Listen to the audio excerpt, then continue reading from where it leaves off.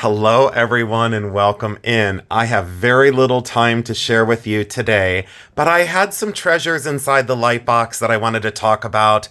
These pieces are going to go to a local presentation that I'm doing on the history of jewelry, and I just wanted to make sure that I showed you before I put them away in safety deposit again. And this gold chain just came in, and you won't believe this. I bought this for sterling silver. I've been at this over 30 years of this constant buying and reselling, and this was sold as sterling silver, but in fact it's solid 14 karat white gold. I just weighed it a few moments ago. It's 10.4 grams. So in today's gold value, it's $640. I paid $10 for this 14 karat gold chain. These treasures are still out there. You have to slow down, you have to check everything out, and this was sold as sterling silver, so these pieces do still show up. I also wanted to talk about a pair of Kenneth J. Lane costume earrings. So these are costume jewelry by Kenneth J. Lane from the 1960s, 1970s. There's the KJL mark. Please be on the lookout for very large and bold costume jewelry because it sells incredibly well. And look how those match that really striking SCARAB necklace that I made decades ago. This is one of my own creations, and many of you have asked to see it up close again, so that's why it's here today. Let me show you the earrings that are kind of opposite of the costume Kenneth J. Lane earrings, and these were sold as costume jewelry as well. I cannot believe this. I just got my gemological report back, and I knew that these were diamonds and rutilated quartz, so just bear with me here.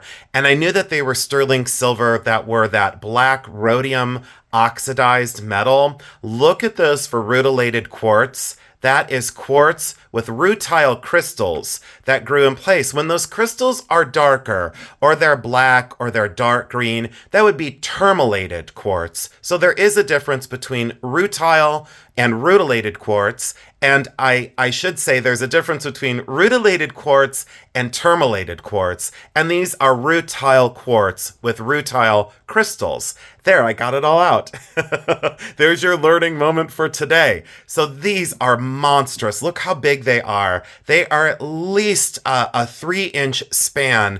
And all those little stones that you might think are marcasite or that they're rhinestone or crystal, those are in fact candlelight diamonds. These are post and friction back. There's the post and friction, and these were sold as costume jewelry. My report did come back. Each earring has 1 carat of champagne diamonds, and these are estimated weight to be 45 carats per rutilated quartz. And look at the way they matched those so that you have these large and dramatic drop earrings.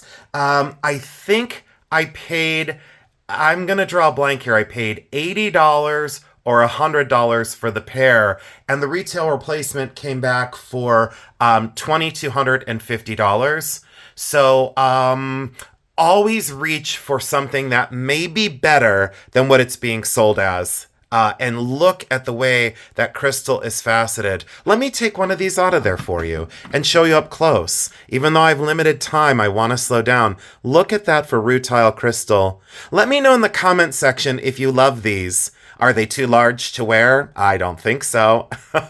Look at the construction of that black rhodium.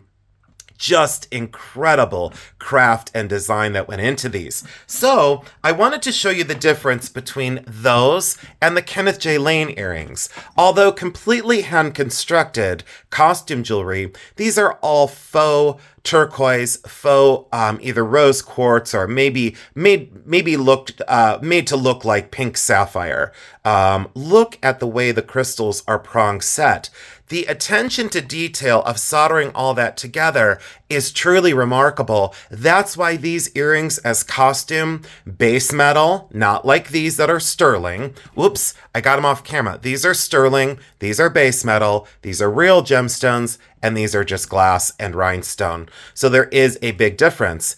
And you may not believe this, these still in this color and size, the retail on these at a show locally here, I get between $500 and $650 for such a pair of earrings. So don't discount and don't leave out costume jewelry, especially when it's vintage, incredibly well made and in this good a condition. One little rhinestone has been, it's a little miscolored. That's not a problem. We expect it with vintage costume. Most people would elect just to leave that way and not replace that stone. Look at the size and the scale of those. Again, Kenneth J. Lane. There's a lot of information out there in the world about Kenneth J. Lane, and he is proudly one of my top 20 vintage jewelry designers to look for in vintage costume jewelry. I'm still working on the top 20 video, but I'm nearing the bend. I'm getting it done, and I hope you stay with me because I'd like to share my top 20 costume jewelry designers. These are incredible. I still can't get over them. Would you wear those? Let me know in the comments section. Would you think that those would be epic and cool for like a benefit or an evening out to a very fancy event? Very Hollywood, very starlit, incredible craft on those. So I did want to start the video with showing you the difference. And again, look at the construction of how each and every little diamond is pave set. So each diamond has a little piece of metal that folds over those stones to keep them in place. And again, that rutile quartz, look at the way the dazzle and sparkle and the scintillation of the way that these are cut. And when I've talked about rose cut stones before, these are not technically rose cut, but I've mentioned the flat back on stones. Look, there's no faceting from behind. That's one plane right there. There's literally no faceting. There's faceting on the edge that goes underneath the metal, but that is one surface right there. Very much so reminiscent of a rose cut stone. So look at the way that those rutiles, that is just so incredible. I get stuck on those. So let's get into these other few pieces. Now, these have been in videos before, a few of them. And again, let me go back to that chain and scoot all these items forward because boy, wait till you see this cameo. Unbelievable. We'll get into that in just a moment. And a star sapphire that's incredible. That has a very long story. And a lot of you have asked me to bring this one back, and I can see why. Look at that for carved rock crystal. That is actually quartz crystal that was carved into a flower blossom that is a natural ruby, likely Burma. And look at those bezel set or collet set diamonds and a wonderful naturalistic branch that spans down that incredible rock crystal, the trombone clasp right there. And look at this box. It snaps right down in there. This branch this box was made for this branch. And look at that detail of those beautifully set European cut diamonds. That is one of my favorites. I've loved this pin for a long time. It takes my breath away. There's a little imperfection in the rock crystal. Look at the way that is constructed. So a lot of you have asked to see that back, and I said, anytime you ask, I'll be glad to do it because I live with these pieces. So back to this one, spending $10. It is 10.4 grams. 10.4 grams in solid 14 karat gold. And I guess I didn't think it was gold at first. I thought it was sterling and probably like my lore from Italy. And look at the way that is constructed at the top here. And they just unfortunately missed that mark. There we go. Fortunately for me, let's make sure. I want to make sure that says 14. What if it's 10 karat? I'd be so embarrassed. No, it's 14. So, and again, this hasn't been with me long. 14 karat. Look at the manicure. People say, why don't you get your nails professionally done? I said, so I can save $10 and go get a gold chain that's worth $640.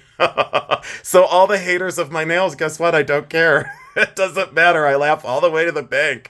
So, and I don't have the patience to sit still. Who has the patience for that? No thanks. And like I said, this is an impromptu. I felt like I needed a video. And it didn't come out of necessity today, but I felt like I wanted to be here with all of you today. There's some days when I look at the camera, and this is being truthful. I look at the camera and I kind of I delay all day long and I go, oh, I can't do it now. Oh, I'm not in the mood. Oh, I'm a little angry. Oh, I'm a little upset. Oh, I'm a little bitter. Oh, I heard some news that wasn't good.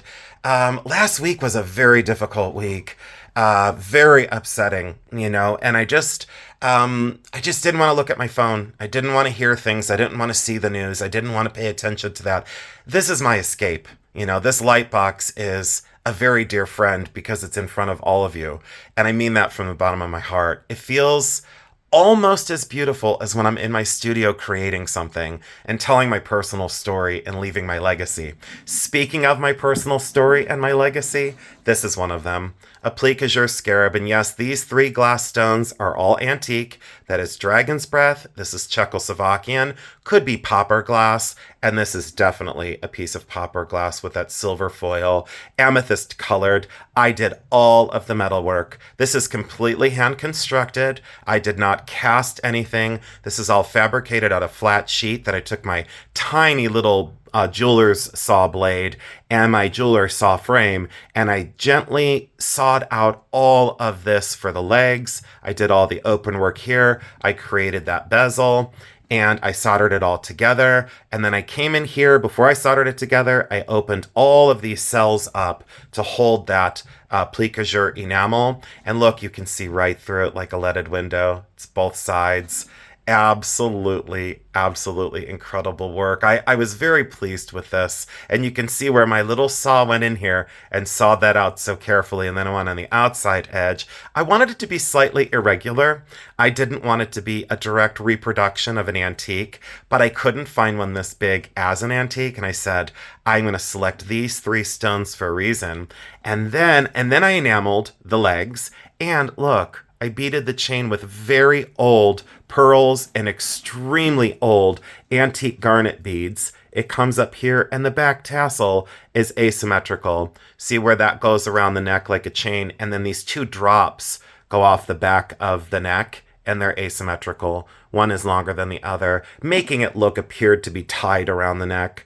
But check out those very old Victorian garnet beads, and look at the age of those pearls. All completely irregular, and people say, oh, they're not perfect, and I go, that's what makes them absolutely perfect, is their imperfection. And then 2 very large garnet drops, very, very large garnet. And I love this piece. I have worn this for many, many years, and it's one of my favorites. And again, thank you for asking to see some of my artwork. I will be bringing on pieces that you've never seen before very soon. And 2 more pieces, and then I'm going to say goodbye for the day. This is carved amethyst.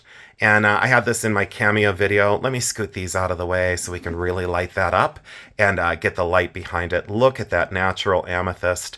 It has all of the color zoning I've talked about. When you look at a natural stone this large, you should see color zoning. Let me get that out of there. You should see color zoning in the stone. See where that gets that zone of color? You can see that almost line directly through there. That's a color zone in natural amethyst. Cabochon from behind, and note the azuring. Note how that metal work is completely opened up to allow those, again, we might disagree on terms. A lot of people consider those pink sapphires. On this one, I could agree. A lot of times I still say they're ruby in the same gemological family. But technically, if I want to be correct and lead everyone down the right path, these are technically pink sapphire. Those are natural pink sapphire that frame that incredible amethyst. And look at the 3/4 view cameo. Look at how she's carved down in there. It's all matte finished, and look at the detail on her hat, that whisper of that lace detail. Almost diaphanous, in her beautiful hair, her wonderful face. She's got such a serene expression. And then the mounting. Are you absolutely kidding me how gorgeous? It is a pin and a pendant, and check out the very early antique chain that's 14 karat white gold. Absolutely incredible to find an antique chain of that time period. Look at that, all original, and the way that's soldered together in solid 14 karat white gold. Very, very, very hard to find these chains. I may find a 14 karat white gold chain of this age 1900, 1915, maybe 1918 at the newest, I should say. I've found maybe 3 or 4 a year, and I go out every day looking. And they're very difficult to find now, extremely difficult to find. Many have been broken and then reclaimed. The metal has been melted down, sadly, over the years, but it's a remarkable, remarkable find to see that. So be on the lookout for these.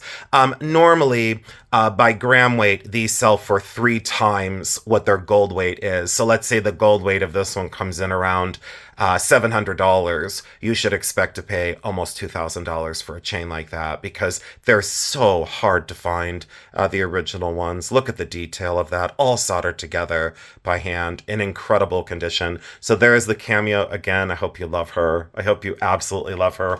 And this one was in a video a very long time ago. This is approximately 21.5 carats. It's set in platinum. It is a stick pin. And I bought this for $6. And that as a natural star sapphire, you see that little inclusion here. And then you see that star. If I were to shut out, let me see if I can turn out the light box and light it up with one light source. Give me one moment, please. I'm so glad I took the moment to turn out that light. Watch this perform with one light source. Are you ready? Look at that natural star that forms. It is a 6-sided star. It's very central in that stone. That is a natural 21.5 carat blue star sapphire. This is definitely going to stay in my collection forever. It is mounted in platinum. And circa dating on that one, late teens into 1920, maybe 1930. Look at the depth of that star sapphire. It is a monstrously large stone. I really wish you could see how big that is, but for a 21.5 carat. And watch that star. Watch what happens with that star when you get the light source right in the center. Look how that star stays very central. There we go. There's the money shot that everyone's looking for. So thank you so much for joining in. I just have to thank you so much for all your attention in my videos. Have a wonderful rest of your day. Please go forth with peace and kindness. And you know that I end this with telling you, it's very simple, but it's totally true. I love you because I do.